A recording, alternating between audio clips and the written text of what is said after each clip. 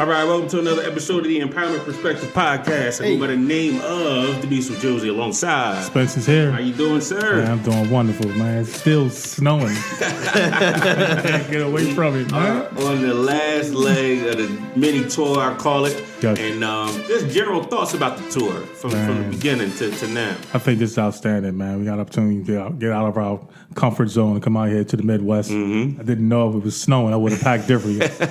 Totally packed different. Those shorts ain't working for you. No, my shorts are not working. And the Chicago wind is no joke, so believe it. Listeners, you have to understand that when they say the Windy City, it is really windy out here. It ain't that bad, man. It ain't that bad. Listen, man. it was cutting last night. It was no joke last night. It was a little rough last night. So much so that you was ready to get a ticket instead of paying the meter. Yeah, you're right. Well, the wind was out there, though. But we made a stop in Pittsburgh. Shout out to Dr. Robick again. Oh, absolutely. Absolutely. I actually got off the phone with her not too long ago, and we hopefully going to be working together on some presentations, things. I think this empowerment perspective thing is starting to take, shape a little bit here. Absolutely. And got another interesting phone call, and on the way here, I can't talk about it yet, but it's going to blow up a little bit. Okay. Then we hit up my brother in Ann Arbor. Oh, the smart guy. Listen. Look, I want to say that I'm a little smart, but standing next to him, I wasn't even close. He didn't go in on me like you was hoping he went in on me, though. I thought he was going to leave us both something and be like, all right, y'all just chew on that. Just get back out the mic and just walk out the room. He's a little tired, I guess. So last stop on the tour, we made it to the Windy City, Chi-Town. Actually, my favorite city, man. I really do enjoy this city. Just the wintertime, you stay away from Chicago. Listen, I already got plans on coming back. Listen, I'm right there with you, man. And I'm definitely... As far as introducing this guest that I have on, you got to understand, like, I'm putting a lot of people on this podcast that I grew up with that are doing great things in their life, man. And this is one dude, when I talk about looking up to people, this is another one of those guys that, came, he wasn't on Stanger Ave. He was like a transplant. We'll talk about that in a minute. Okay. But, he definitely was a part of the crew, but he was a local DJ. Okay. You see that movie Juice? Yes, sir. He's like, you my favorite local DJ, too. That's my local ad. So he was cute. He was cute. I don't know who was Tupac in that movie, but he definitely was cute. But now, here's my thing, right? Now, when you guys have like looking out while he's stealing records like you, when they had everybody, you had somebody who had the newspaper, and he was just taking 45s of people's stuff. By any means necessary. Yes, and I was kicking it to the girl at the counter. Oh, that was you at the counter. So really? Nah, I wasn't. And then she turned around. He was disappointed. I'll take one for the team. Put your head down. Yeah. But nah, man, like I tell this story all the time when I go out and do my motivational speaking about I don't put myself around people that ain't about anything. Absolutely. And the people that we grew up, we supported each other. We knew that every time I went over Kyle's house, I was like, yo, Kyle, scratch something for me, practice something. He was always on the 1 and 2s and scratching and stuff. So any party he gave, it was guaranteed to have 20, 15 cats there supporting. We supported each other no matter what we did. Yeah, that's big. And then he went all the way down south on us, down to Winston-Salem State. He got the Rams on. He's repping it. We're going to let that slide. Temple's still the only, university that matters. I understand, but I will say that's a nice sweatshirt. Thank you, man. I didn't go front. HBCU. Yeah, that's a nice sweatshirt. I got you. So he went down there and, started doing his thing on the radio. Next thing I know, I get a phone call. I think his brother hit me up. He's like, yo, my brother is making it to the Windy City. I was like, are you serious? I was like, yo, that's crazy. And then see billboards of this dude all over the city. And I was like, yo, he's doing some big things. And it's somebody I'm definitely proud of. Thank you, Kyle Santilli's in the building. Let's make some noise. That was a nice intro. I like that. I was trying to sit quiet. That's a good look. I was practicing all the way up. I was like, let me see. I ain't going all the way in yet. We'll talk about all that stuff later. But welcome to the show. Thank you for having us here, man. And I got to say off the bat, man, we met you at the radio station. And, he was like, yo, I got to hit the TV and get a little appearance. I was like, yo, this is crazy, man. And just to see his life and the things going on, man. It is a little crazy. It's crazy, man. It's something I never thought I'd see myself doing growing up. Right. That's what I was going to say. Like, did you even have this as a part of your vision back in Franklinville? And I didn't have a vision. That was my problem back then. You know what I mean? Yeah. But definitely not. Especially like I mean, of course, you talked a little bit about us growing up and being cool, as a crew and all of that. But I think outside of my comfort zone, I'm pretty much a shy person. You know what I mean? I wasn't a loud kid in school. I was really like kind of quiet. Right. You know what I mean? So for me to see myself doing this, I could have never seen it. That's I'd crazy. never seen it, man. Long way from Wawa, flipping them sandwiches man, from I was Wawa. the best hoagie maker in the building, Franklinville, New Jersey. Then he left and they changed their bread. I was like, yo, what's going on with Wawa? Their hoagies is terrible. We need Kyle back behind the counter, yo. Kyle had his special bread. That's crazy. I was going for that special pin, man. Best sandwich maker in the building. You know Yo, he got an employee of the month up on the road. I need that. I needed that. McDowell's.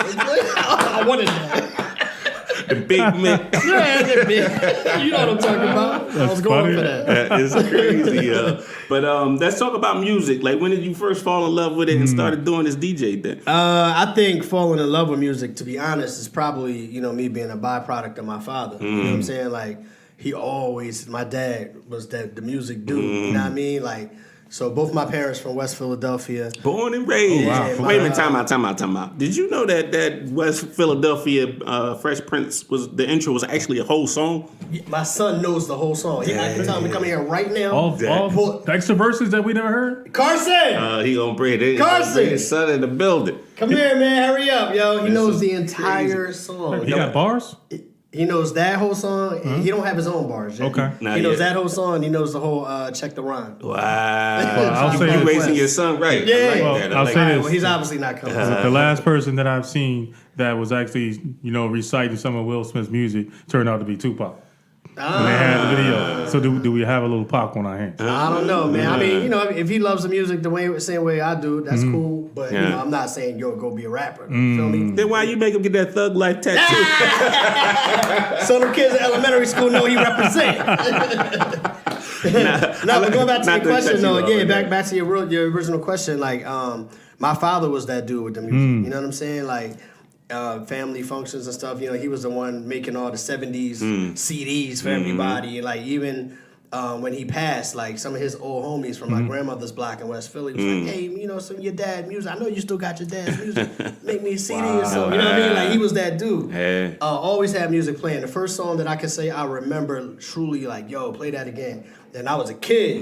We had the record player in the crib, and you used to sit on like the little top shelf of the rack, and I had to like get on the stool or chair or something, go up there. But I would play like Rolls Royce, Wishing on a Star. Okay. Ooh, that's classic. You know what I mean? And the story goes, if I was in the car acting up in the backseat, doing what little kids do, if my father put that song on, I would just shut up. I would just shut up, sit still, and be quiet for the duration of the song. Like that's the first song I remember loving. Man. So I was probably like 5 then. That's crazy, yo. That is crazy. Yeah.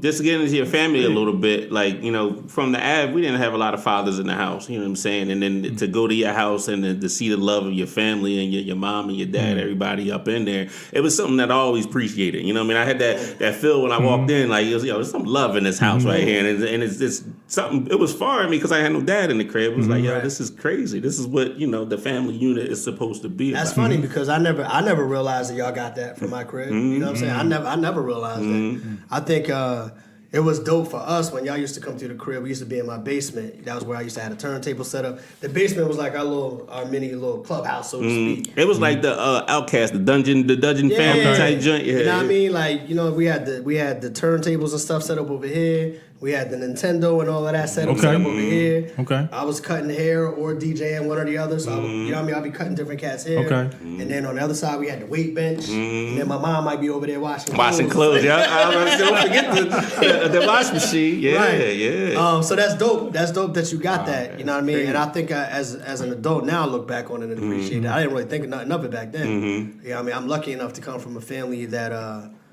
not just my immediate family, like, we was talking earlier, like my extended family is just a lot of love. Like my cousins was my friends for real, you know what I mean? Like, so yeah, that's dope. That's dope. So that's just kind of what the vibe was in the house. My father always played music. We was in the basement rocking. You know what I mean? We just, that's how we kicked it. Right. So then your first experience at turntables, like I know, obviously you had the 1200s, right? The Techniques. I really didn't. The ones I had looked like 1200s. But they was they was called linear text. They was linear text. You know what I mean? But they was set up and they was made to look, the same kind of way as what mine was. Right. But at that time in my life, I couldn't afford no 1200s. What year was this? What year when you decided that you was going to start messing with music? Probably my junior year of high school, something like that. What song?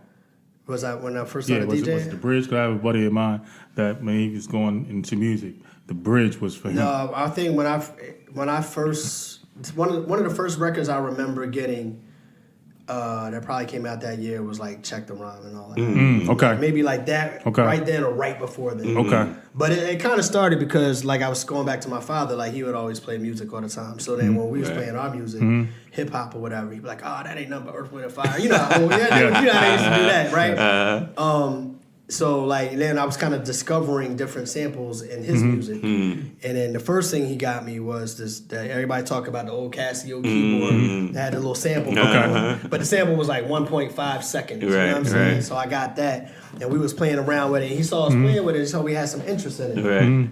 I'm gonna get him to that later. Watch. I thought he was coming. That's what I thought. It's like I'm ready. Yeah. So he saw we had some interest in it. So then the next thing he got me because we took to the sampler keyboard was a mixer. Okay. I mean, it was a DJ mixer, but it had like extra channels on it. So it had like 1, 2, 3, 4 channels on it, a master, a mic input. But what else I had on it was an 8-second sampler. Push button sampler. Push that joint to start recording the sample. That wasn't ADK, was it? It was Stanton, I believe. Okay. Wow. I believe it was a Stanton. Carson, I'm gonna call you in a minute so you can. I want you to play the Fresh Prince song and do the words for me. He's like, Gotcha. I'll call you in a minute. I got it. Gotcha. No problem. That's crazy. That's all you need, Dad? I got it. I thought you was going. I thought my teacher called. He didn't get you look like. Did my teacher call? Nah, I need you to do the words. I need you. So get ready. I'm gonna call you in a minute. That is crazy. So he got me the mixer. It had an 8-second sampler on it, and the first thing I started doing with that was trying to sample his music. Push tape deck. Produce like I sample something, play it on the tape deck, play that back on one tape deck, add another sample to it. And I started trying to make beats that way. And I also he got me that, and he got me one turntable. Told me if I wanted the other one, I had to buy it myself. So I did. I went out there and bought that, and then that's a lot of hoagies right there. A lot of hoagies. And that's so you know, man, I'll be downtown Philly every paycheck buying records, and that's just kind of how it started. Digging in the crates, getting through there, pulling out his records for samples, going to buy my records to play. You know what I mean, and started making tapes. Just on my street or whatever, and then doing parties and stuff like that. Right. So we talked about one of the presentations we gave was Hip Hop 101, how to reach today's hip hop generation. What has hip hop meant to you? Like, how's it shaped your way of life? It's so much, man. I think for especially us of our generation, there was so much information in the music. You know what I mean? Like, we had, and there was a variety too. Like we had. Obviously, the Run DMCs and all of that gave you that street perspective then. But then, as things grew, we got into the Jungle Brothers and the Tribe Called Quest, and you had that Afrocentric viewpoint. Then you had the militant viewpoints from people like, Public Enemy and all of that. And then you had even the gang, the LA stuff from like NWA, Eazy-E. But all of these things were coexisting at the same time. So it was through hip hop, you were experiencing all these different ways of life. You know what I'm saying? Some positive, some negative. I think for me, on a personal note, it was something that I finally felt like, yeah, this is me right here. You know talking what I mean? To you, right? Yeah, like, because I think before that, I don't really know what I could say I had a real interest in, something that I could hold on to, that I could just take to, like, every day, this is what I'm doing. You know what I mean? Like, hip-hop kind of gave me that. Right. Yeah, I feel like it gave you an avenue to be you. Yeah, for the most part, exactly. Because I always liked music, but it was a little different once I got to that point. Yeah. You know what I mean? And a lot of that you was talking about the whole Stanger Ave crew, a lot of that, had to do with that. One thing I always, and I probably never said this to you, or I don't even know how many of y'all know it. So when I got to Delsey in high school, that's when I met a lot of cats from Stanger Ave. Because before that, y'all went to what? Aura School, yeah. Yeah, so I was already in Franklinville, so I went to Delsey Middle. Got you. I went to the Ritter School, whatever. And a lot of times in those environments, I was like the only black kid or a few black kids. It was a few of us, you know what I mean? This is my story, I'm going to tell you. This is how important Stanger Ave is in my life. I really want you to understand this. And it was cool, it's not. I had my white friends, this, that, and the third, right? So ninth grade is early in the school year, maybe the first month or two, something like that. You haven't started, Jackie? Not yet. Not yet. This might be pre-start. Pre-start. So I'm sitting there at the lunch table with some of my white friends. I probably known them from elementary school up to that room. So, they got this paper that they passing around, right? And they laughing. Oh, this is funny. This is hilarious. Let me see that. Let me see that, John. I'm looking at it. It's like, what does BMW stand for? Black man's wish. Wow. And that's the one I remember. Right. But it was like a whole thing of like racial jokes about black people. Right. And I remember like, yo, this is it, dog. Right. I'm done with these cats. So I swear to God, this is all my life. This is a true story. So mind you, I didn't really know anybody from Stanger Ave at that point. Okay. So this is, early ninth grade year. And I told you, we was like minorities in our high school. So it'd be like the whole cafeteria. And it'd be two tables side by side with all the black people. It's dark over here. Yo, the next day, on my word, I said, I'm sitting with the black people. Yeah. I know. This is a true story, dog. This is real talk. I had this image in my Y'all probably mind. never knew this. This is real. So wait a minute. I still have this image in my mind. So you just walked out like, yo, what's up, dog? Put your tray down and start eating? Yeah. That's it. Yo. And we brought his name up earlier. You know who the first person that said anything to me was? Thaman Wright. We had Thaman on the podcast before. Shout out to Thaman. He's the first person I remember. He was like, and I remember he said something like, "What's up, Holmes?" And that was it. I never went back to my other table. I was there for the next 4 years of my high school. He was like, "What was taking you so long?" Yeah, man, that was it, and it was dope because I think what you don't realize sometimes until you get to a certain point in your own development is how much you kind of. Not that you don't rock with other people, but you need that kind of sense of home with your own people. Right. You know what I mean? I kind of feel like the movie Higher Learning. You know what I'm saying? And how those people kind of got together. I just kind of feel like that's what it was. I mean, we had to deal with a whole lot. You know what I mean? And you put that racial element into it. It was just like, yo, we got to be around people that we comfortable with. And I take that back a little bit because I'm sure I did know a couple other people because I was in classes with your brother. You know what I mean?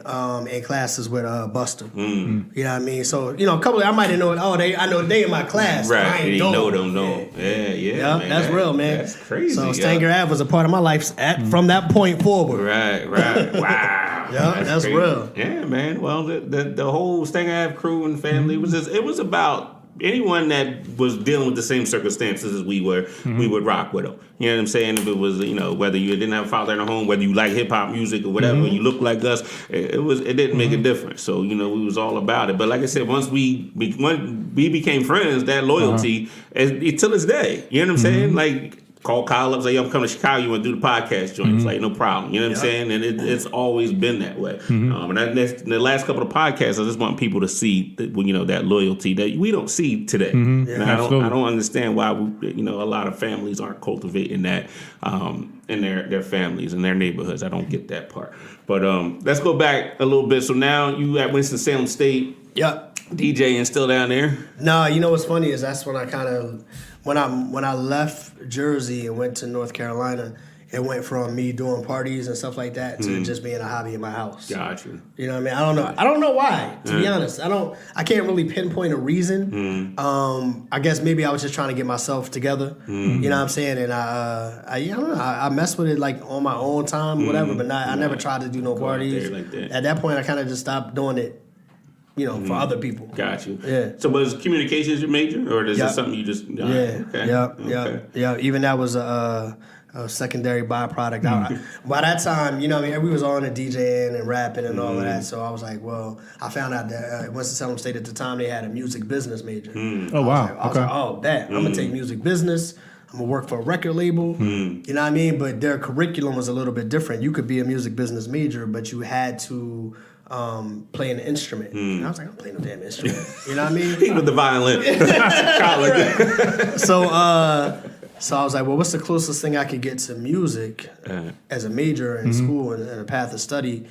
without playing an instrument, and that was radio, television. So that's how I kind of got into the radio path. Okay. Yeah. So That's interesting. a lot of times we talk about educators the first time in their classroom. I'm sure there was a horror story the first time in the classroom. You remember your first experience in front of a mic on the radio, knowing that there's people listening to what you got to say. I don't know if I remember the exact very first time. I remember that time period more than anything. My first time ever on the radio on a microphone, and it was like about what I was doing, was live from a football game. Okay. So my radio station used to do Friday night football. So we would do the scores from all the high school games on Friday nights. But there might be one or two schools that we went out to live. And I forget the schools, man. I wish I could remember the schools, but we went out there, and the school that won had been losing to the other school for years. And a particular night that I was covering the game, they actually won. In the game, it was a high school game. And when they won, and the whole crowd rushed the field like it was a college game. So I'm on the mic, we out here right now, it's going crazy, they just won the game. I said, well, tell me what you're feeling like. There's people running by, we won, hey. Like, they was going crazy, you know what I mean? So that was like my first time on air. They was throwing it to me at a football game. That's crazy. I did that for some weeks, and then I got an opportunity to be on the air in studio behind the boards and everything. And I remember, I don't know who this dude was now. I don't remember. Maybe he was, just somebody who used to hang around. And I don't remember him saying like, I think I sounded nervous. Okay. And he literally said to me like, yo, this ain't gonna work. They ain't boy. over you. And I remember stopping and looking at dude like, no, this gonna work. It's gonna work. Sounds like you got an attitude. Yeah, I Right did. then and there. I did. I had a little bit of an attitude. You know what I mean? It is. That's Yeah. That was petty of him to say that wasn't going to work. Right, because he wasn't nobody of authority. He was just Right. somebody that was just hanging around. Like, you just giving me a random opinion. Walking around like, yo, you whack. right. I'm gonna start doing that. Just walking up to people like, yo, don't quit your day job. I'm gonna go up in a business, some random business. Like, you don't know what you do. That's right. I just remember, there's certain memory. I remember that. And I remember how I felt, and I remember like I was like, no, it's gonna work. But I was nervous though, Right. so I'm pretty sure maybe you heard some of that nervousness in my voice. And of course, that's your very first time. So, Yeah. Wow. 2 a.m. to 6 a.m. on a Sunday morning or a Saturday morning. That's when the first shifts I had to do. Got you. So you went from college to what radio station were you in? I was at 102 Jams in Greensboro. Winston-Salem itself and Greensboro and High Point are all part of one metropolitan area. So it's the same area even though it's a different city. Got you. So you go there. Now you got a little bit larger audience that's there, and then I was actually doing it simultaneously. So I was, I didn't do nothing traditional, man. Like when I first graduated high school, I went to Gloucester County. And I was DJing and stuff, so I would skip class. Me and Damien would skip class and go buy records in Philly. Shout out to my man Damian Crouch. We had you on the podcast too. I literally did 3 semesters there, got put on academic probation, and it was like, yeah, you got to get your stuff together. And I'm like, this community college. I ain't got to study. I was like, this is how bad I'm doing. Community college said, no, dog. So meanwhile, I'm back working at Wawa, you know what I mean, making sandwiches, and I'm like 20 years old at this point in my parents' crib, and I'm like, people like his brother I graduated with is off at Penn and big, you know what I mean? I'm like, man, I'm way too smart to be in here making sandwiches every day. And then my uncle at the time was living in North Carolina because my aunt, his wife, was going to medical school at Wake Forest. He gave me an opportunity. He was like, man, what are you doing, man? He's like, come back. He was like, come down here with us and get yourself back on point. That's how I first went to North Carolina. Gotcha. So I went down there. I got in school. I went to Winston-Salem State. I did maybe 2 years at Winston-Salem State and was like, I'm going back home to be a rapper. And I left and I came back home. That's when Bronson and them was in New York. Gotcha. And I did that. And I stayed home in Jersey for 3 years. And then I went back to North Carolina for a second time. Got you. So when I went back, 1999, my first semester back in school, I was coming back into school as a junior. So when I started back in school, that same semester was the same semester I started at the radio station. So in school years, I started the radio in my junior year. Got you. So I was still simultaneously on the radio as I was finishing up college. Right. That's why I told that backstory a little bit. Yeah. Nah, I got you. That's crazy. Yeah, that is. That is. So I would be in class like Monday through Friday, and I'd be at the radio stations on the weekends or whatever they needed me. I would go around school. They're grinding. Yeah, I got you. Yeah, because that was going to be one of my questions. Because as I've been I've been fortunate enough to be around you guys, right? So I'm hearing big schools like Syracuse, I'm hearing UPenn, I'm hearing Temple. Right, everybody went to school going to these big schools. And then you hear Gloucester County. Yeah, Gloucester County. I'm like, Gloucester County College, man. I was, and there's nothing wrong with Gloucester County College because I was there having a good time. And my thing was, the problem was I wasn't taking it serious. So I'm like, I'm not even taking community college serious. What am I doing with my life? Right. It wasn't about them. It was about me. I'm supposed to be going to class. I'm down in the DJ booth. Like putting another record on. Like, I go to class tomorrow. You looked at your watch and like, nah. Yeah, I'm hanging out with everybody shooting pool in the lounge and all that. I wasn't. really? So here's a question that I asked his brother yesterday, right? Because I went to Atlantic Cape Community College myself. So my thing is that when I was going to class, right, and even when I was at Stockton University, I will always see people look like me, right? Around the cafeteria, hanging out, playing pool. I go to the classroom. They ain't in the class. Am I in the wrong program? Oh, that's funny, man.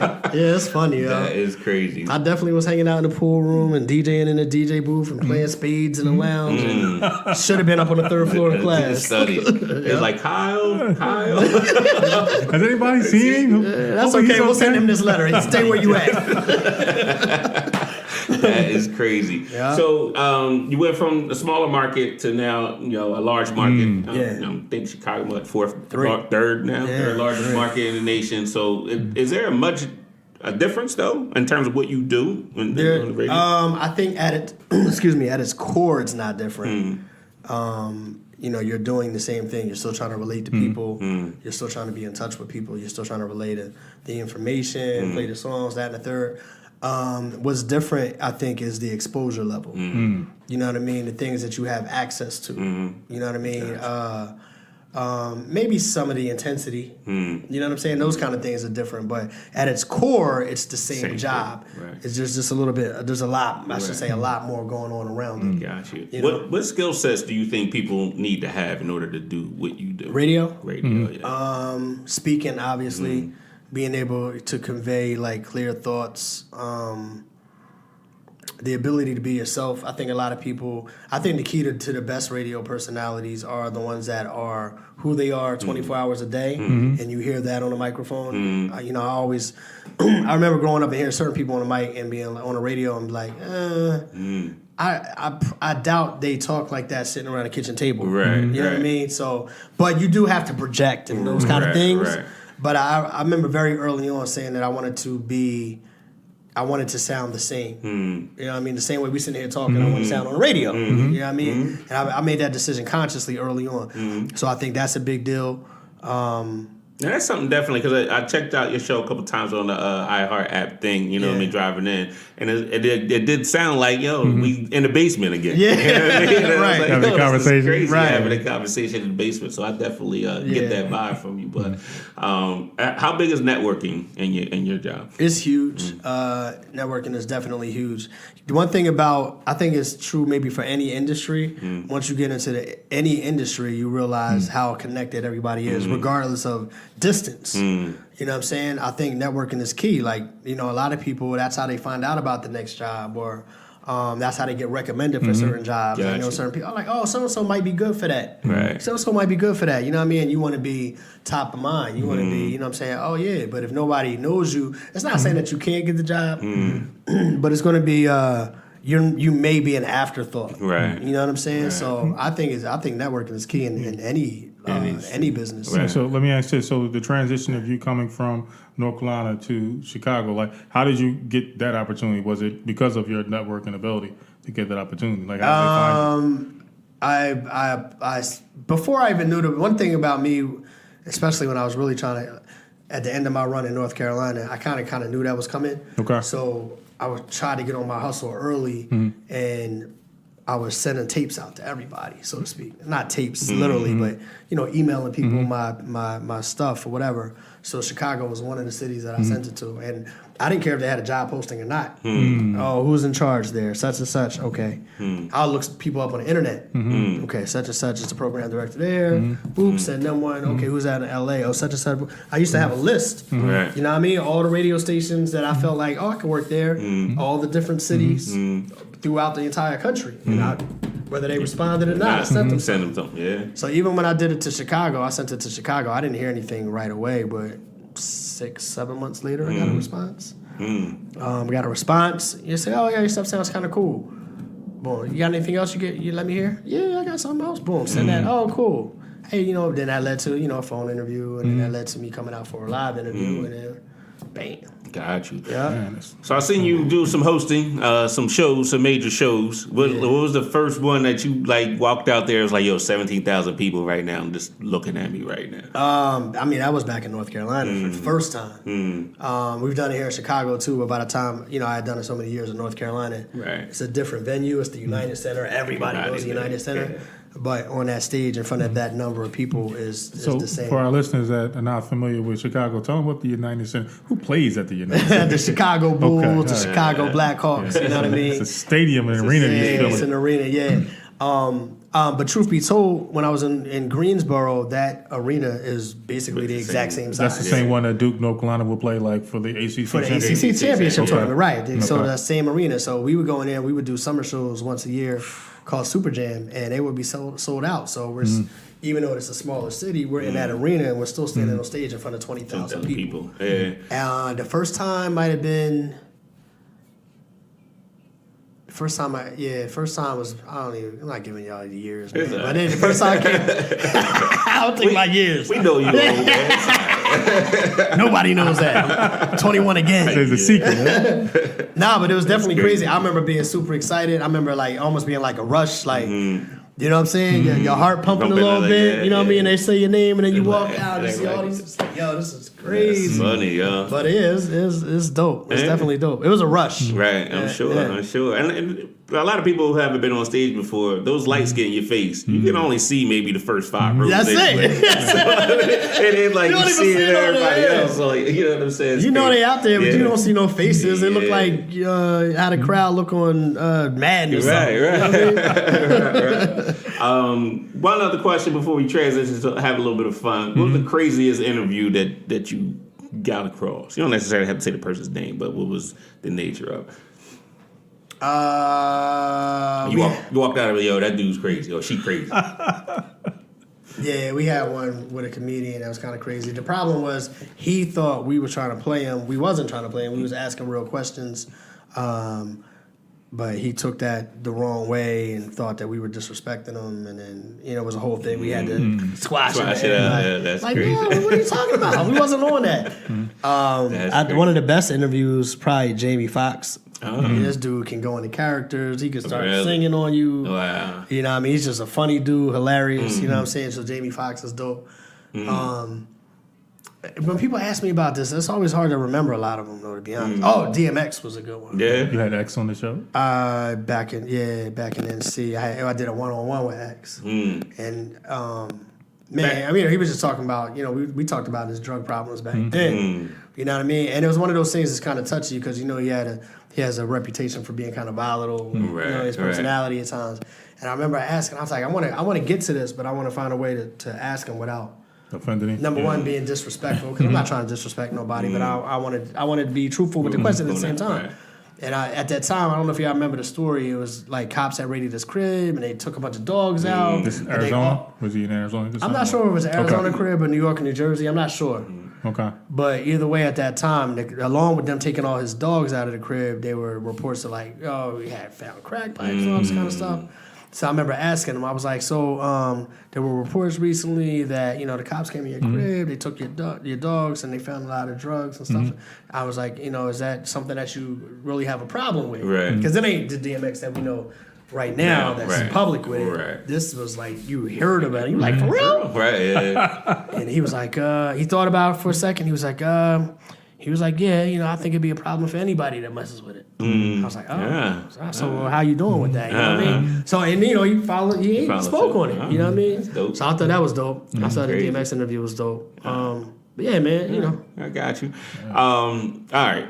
My man had a question, came up, and I actually gave you that question earlier. Apocalypse hits Chicago. You can only take five. What is it? The apocalypse hits Okay. Chicago. Yes. Only Chicago. They ain't messing with Jersey. Chicago. Yeah. You can only take 5 albums with you. What 5 albums you bring? Because you're going to recreate hip hop, and you can only take 5. But they albums. might not all be hip hop, but I'm definitely taking Illmatic. Okay. Okay. Illmatic is going. I'm definitely taking Thriller. Okay. Michael Jackson. Okay. Mike is going. I used to be a Michael Jackson fan. People used to talk trash about Mike. I would be heated. You'd be mad, right? Not gonna talk about Mike. I'll give it a little. Wait a minute. Did you have the jacket when you pulled up and I don't. you didn't have all of Yo, this? somebody told me I had the jacket, but I don't remember having it. I remember wanting the jacket. You definitely had the glove, though. I don't think I had the glove. That's what you spent it with. You had the glove on. DJ MJ. Nah, I ain't had that. Little known fact for me though, when I was such a Michael Jackson fan, I would sign my name at the top of the paper, Demiso Michael Jackson Juice. That's when I was in like hilarious. first grade. That's funny, dog. That's funny. So yeah, Illmatic. I'm taking Thriller. It's a tough question. It really is a tough question. I might take.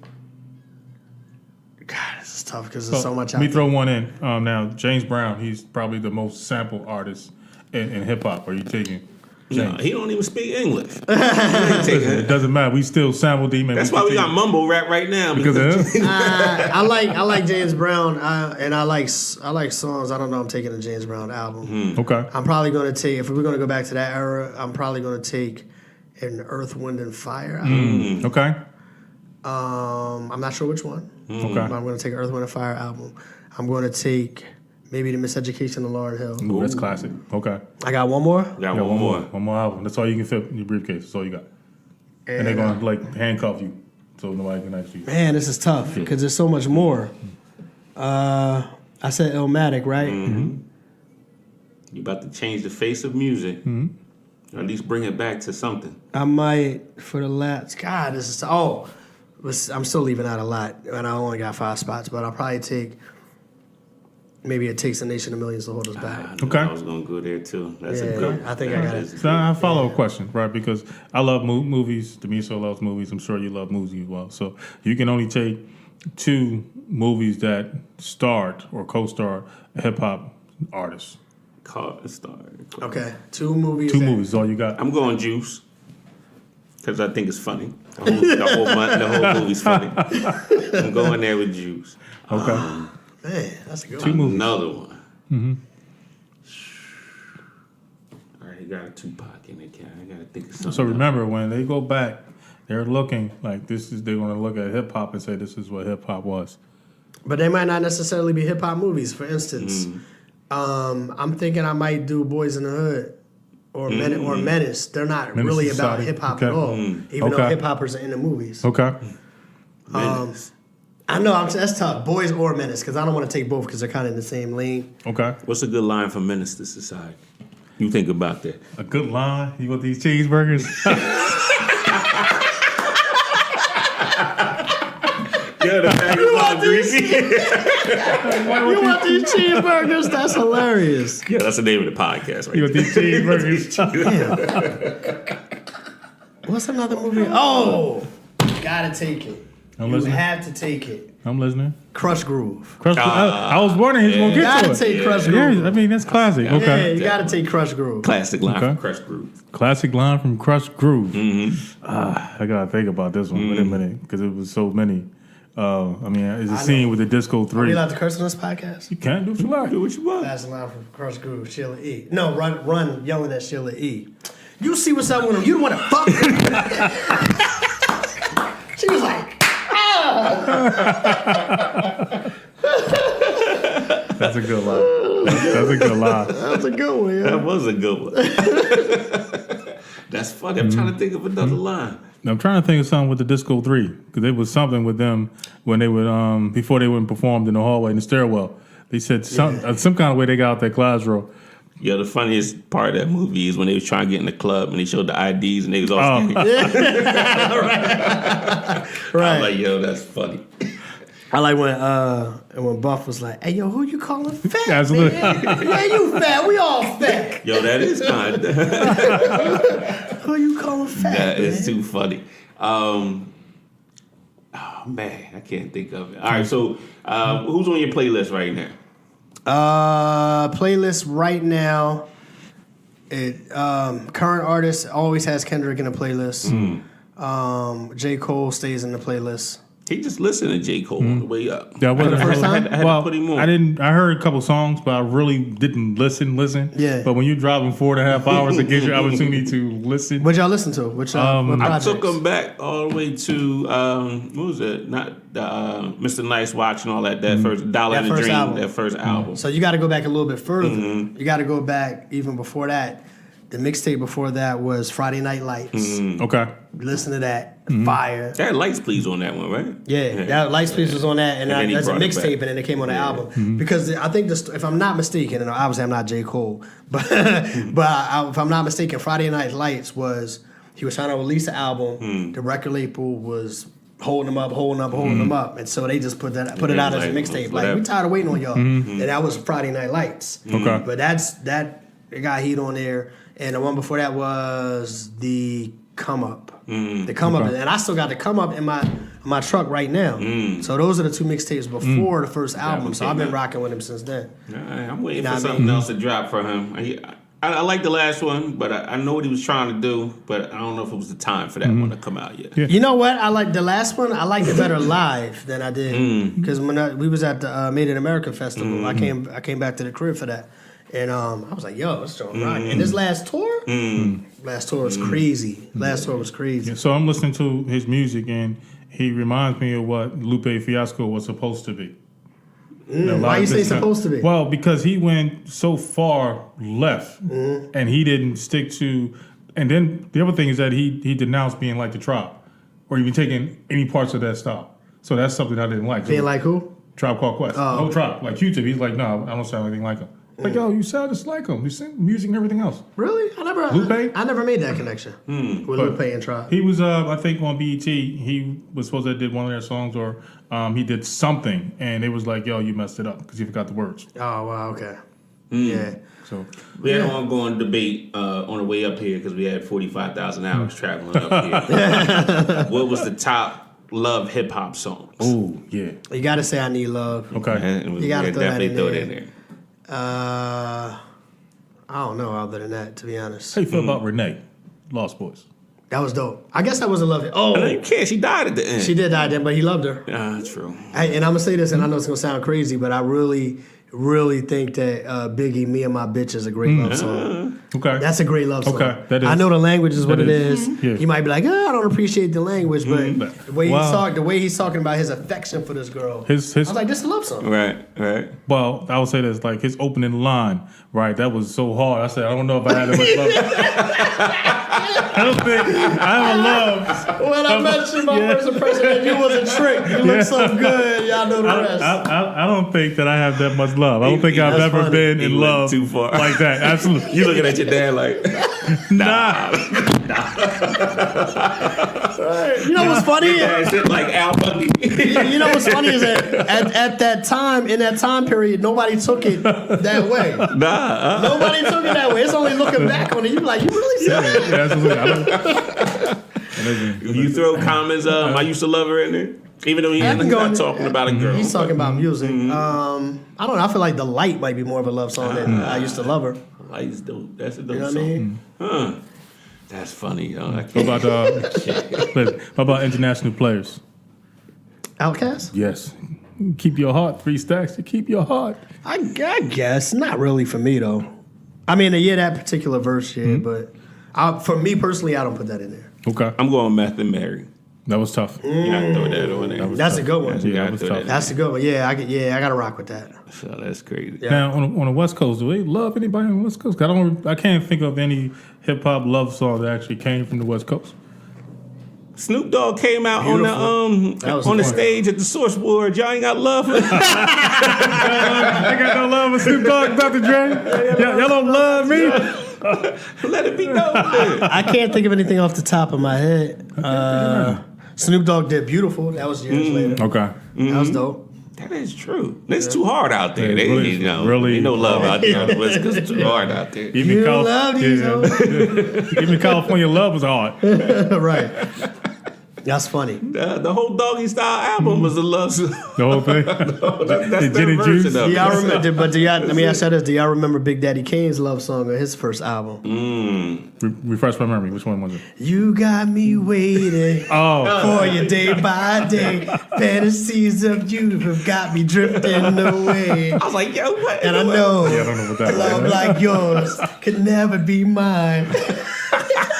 Big Daddy Kane, Joe. Shouts out to Big Daddy Kane with his love song. Set the trend. Hey, we should have known he was going to be going off the deep end after that. So then he came out all that chocolate. What was it? Chocolate? What was the name Taste of of that? Chocolate, I think it was. Yeah. Oh my God. That was it. That was Kane, you lost it, man. You lost. Then you posing on Playgirl and all that nonsense. You're like, yo, you lost it. You got me waiting. Did you watch the Shantae movie? What your I thoughts did. about that? What are your thoughts about that? I thought her story was very interesting. I think the production of the movie could have been better. Could've been Okay. better. But to her credit, man, she endured a lot, and to be doing what she did and have such an impact at such a young age, Hey, yeah. I don't think we realized how young she was. You know what No, I I mean? didn't. I know I didn't. Yeah, you know what I mean? Best So- rapper in Queensbridge at 9. 9 years old. Yeah, that's crazy. crazy. So yeah, shout out to her for that because that's incredible.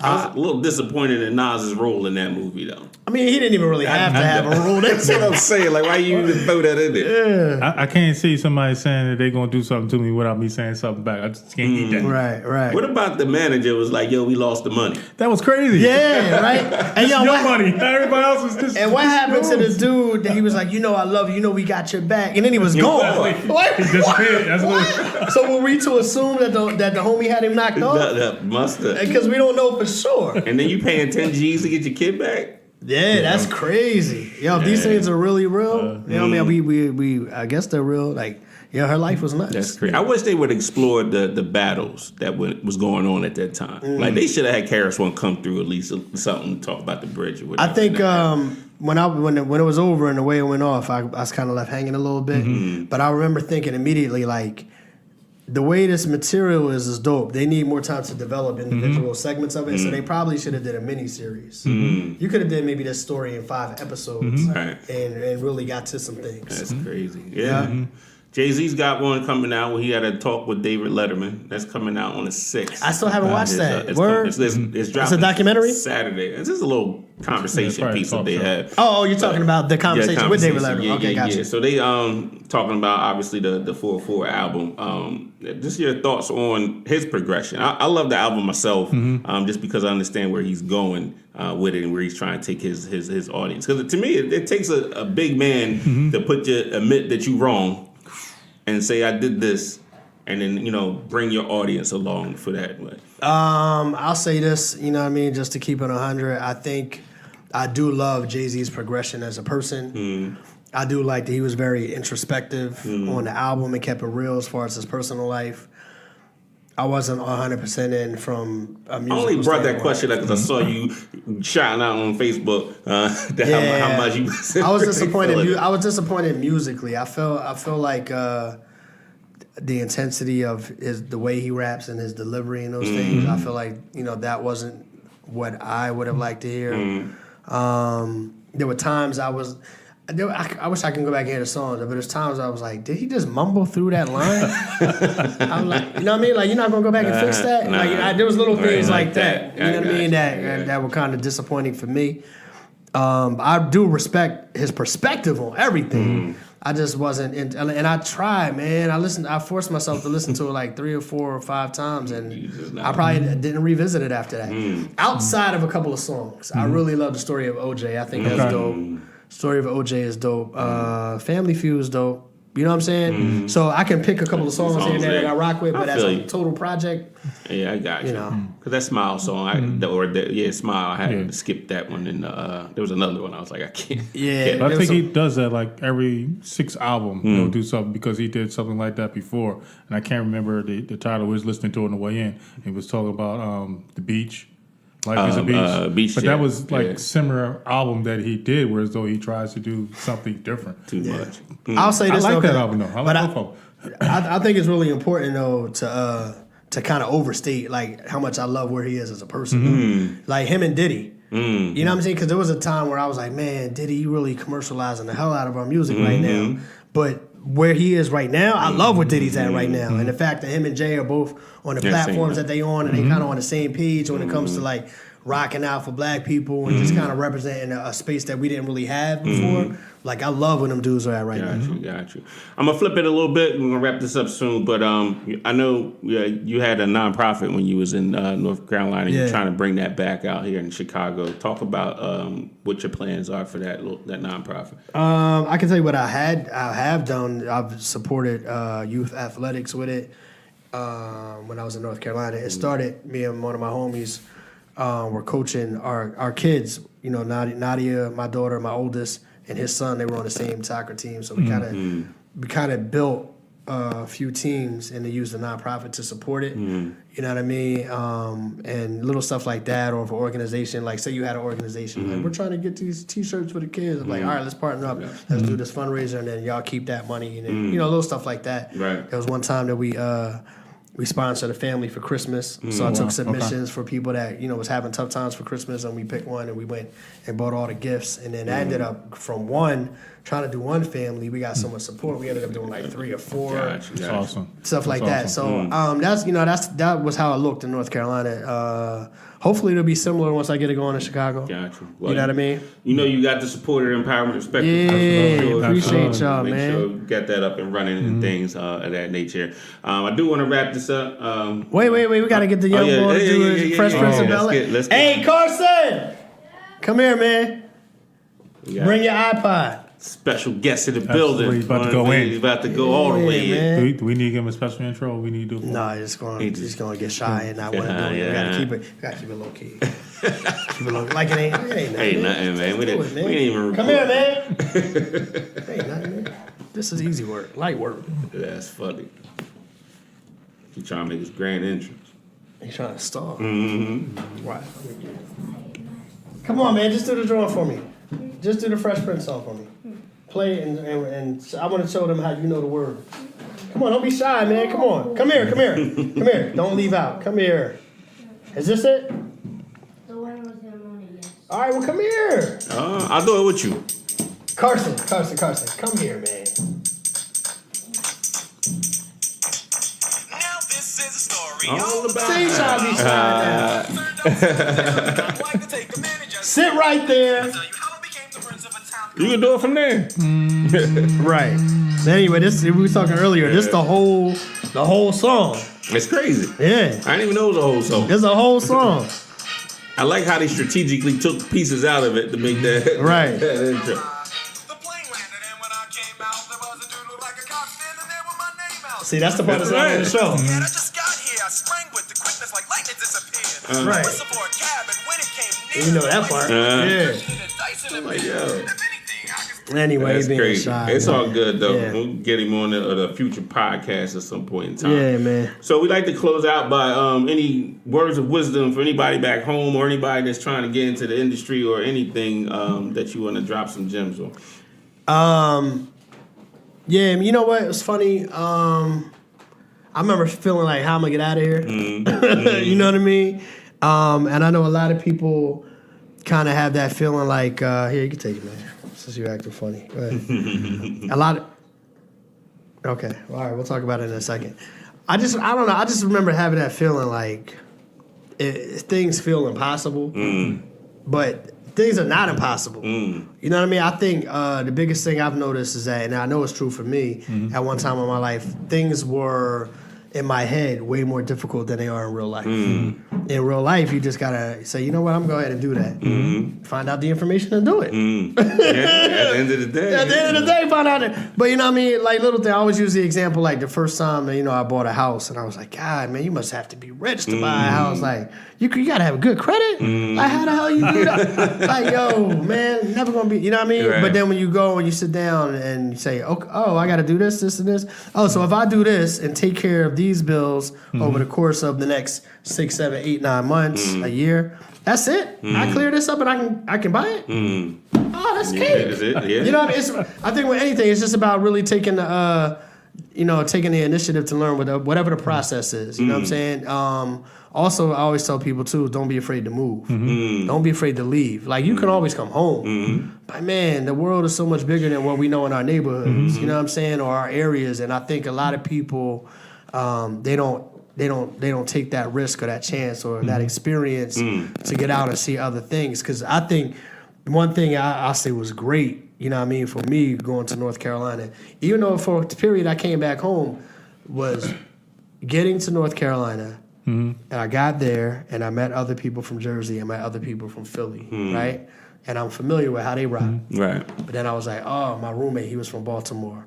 One of the other guy friends was a friend of mine. He was from Hampton, Virginia. You know what I mean? Another guy was from Virginia Beach. You know what I mean? It was cast there from Atlanta. And, it was just like, yo, like everybody got similarities with us as black people, but then other people, there's other ways of life, there's other things going on. Right. And at the end of the day, it makes you want to go see other places and experience and try other things. So I always said, don't be afraid to move. If you have the opportunity to go to college, even if you don't graduate, go spend a year or two amongst other people and just, you know what I mean? Just that life experience is going to change you in one way or another. You know what I mean? So, find out if something that you really want to do. It can be done. You just got to find out the process. Don't be afraid to leave home. If you get an opportunity, whether it's through college or whatever, take it. You know what I mean? Especially if you're in a position or a time period in your life where you don't have a lot of other responsibilities. Gotcha. You know what I mean? If it's just you know what I'm saying? And yo, be out. Be out, right. Be out. What's keeping you here? Just to hang out with the homies? Right. Like, no, man, leave, man. And at the end of the day, if you don't like it, you can come back home. But there's so much out here, man. Give it a shot. You got to give it a shot. No doubt. Yeah. Kareem, any last words? Yeah, I forgot to. We didn't go to a petty moment. We're going to have to bring him back on. Yeah, at some And we point. have to go into some petty moments. I'm a petty Some dude. petty moments? I'm a petty dude. I know I'm petty. Okay. So, and I'm also looking for other people to embrace that pettiness. Pettiness, right. When you embrace your pettiness, everybody knows who you are. Okay. And they know that it's not personal. It's just that you're petty. Right. So, are you a petty guy? I don't think so. You're not petty? Okay. I don't think so. We're going to have a part 2 of this. We're going to have to dig in. Yeah, a little the bit. thing is, Yeah. that's what- definitely If You about to ask me something petty I I did am before? going to. I know Man, you I did was like, something. before you even asking, I was thinking in my mind, like, what's kind of something petty I did before? It was petty when you almost crashed when we was driving over here and you hit the horn. I think that was a petty You thought I moment. was petty? Dude, trying to get my lane. That wasn't petty. Get out my lane. I think here's a petty moment, right? Okay, you got one? Go down in the basement, and this is back in the day. He had this contraption around his mouth, and it was it was an asthma thing that he was doing. I had asthma, so I used to A nebulizer? Yeah, Yeah, nebulizer. it was right. petty because we didn't know what it was. He ain't explained to us. I was like, "Yo, what's wrong with Kyle?" That was petty. I had to look it up. I used to hang out in the worst place in the house, having all that asthma, the moldy In the basement. basement. Water in the basement. it was all Everybody down moldy. there wheezing. I was like, "Yo, let me get a hit of that." Nah, it's all good. I had a nebulizer session. That's funny. Yeah, man. Past that. 2 hits and pass, yo. 2 pulls and pass. Puff, puff, That pass. there fuck it pass is. on the nebulizer. Lungs Right. clear down. We good. We good. Last words, sir. Again, as always, embrace your Embrace your pettiness. pettiness. Absolutely. But also, be willing to take chances, take risks. Because we had Kyle on today who was willing to take a risk. We had your brother on yesterday, and he gave up football to take a chance at the engineering program. So be willing to take that risk because it'll pay off. Absolutely. Definitely want to thank you for being on and taking up the man, time. appreciate and y'all everything. making the trip, man. That's Absolutely, dope. man. We definitely gonna come back to the Shy for sure when the weather's a little bit nicer. We'll be back out here. Summertime Shy is the best. Yes, I feel you. Summertime Shy is something special, dog. Yeah. So Okay, but how should I dress? In the summer? No, because y'all summer may be different from Jersey summer. No. Summer, you Summer gonna is get actually summer. into them 90s. Okay. Yeah, No humidity or no You humidity? get into August, you're gonna get into them 90s. Okay. Humidity, no humidity? What we looking? Because you guys got this huge lake out there that. I don't think the humidity is too bad. Okay. I don't. All right, we're coming back in not summertime. really. Yeah. definitely coming back. coming back. I'm gonna close Yeah. out with today's lesson. Today's lesson is gonna be called "Move, Get Out the Way." Listen, a lot of speaking on what Kyle was talking about. A lot of us are not getting to where we need to be in life simply because we are in our own way. That's we real. we keep thinking about all the setbacks and where we came from, and all the roadblocks and the uncertainties and things. And you guys know how I roll. If there's an opportunity, I will go out and take it. If it's not one day, I'm going to try to create it. So stop getting in your way. way. Stop, worrying about, what's going to happen, and just go out there and get it. And just being on this road trip, me and Kareem was like, yo, let's hit the road. We met so many people and made so many contacts out here. And we was in Chicago for like an hour. Yeah, and we met yeah. some amazing people and going some things. But I got a phone call about something that's coming up, and it's just all about not even worrying about really tomorrow. And don't get caught up in the end product. Enjoy the process. I think a lot of us are so concerned about that end product and making all this money and doing all these things, and they forgetting to enjoy the process. Yo, that's a big one. I should have That's a said huge one. earlier. Like, if I could backtrack a little bit, but add on what you said, so many people have lost opportunities because at the time there was no money attached to it. Like, you got to take the opportunity for what it is, and that money gonna come. Absolutely. Yeah. We not making a dime on the Empire Perspective right In fact, now. we in the red right now. It's purple. Ain't it red? We in the purple. That's real though. That's real. But it's for us, it's not about the money. It's about at all. exposing people and helping people as much as we can. Yes. And I believe Russell Simmons had said this before: is that you got to stop chasing money. As long as you provide that service, the money's going to come. So I'm not really worried about that.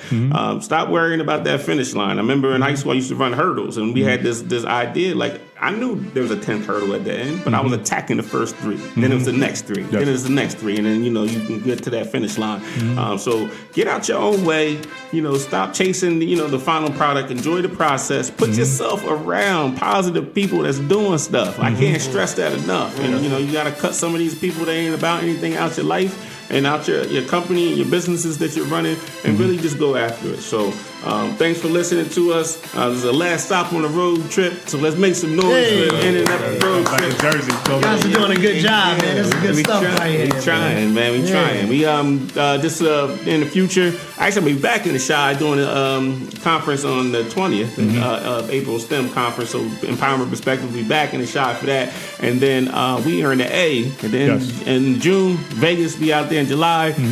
Got to put a road trip going down south though. I need some sunshine and warm weather. We got to do that too. We're gonna put it together. So we got some more programs coming out. So like always, stay empowered.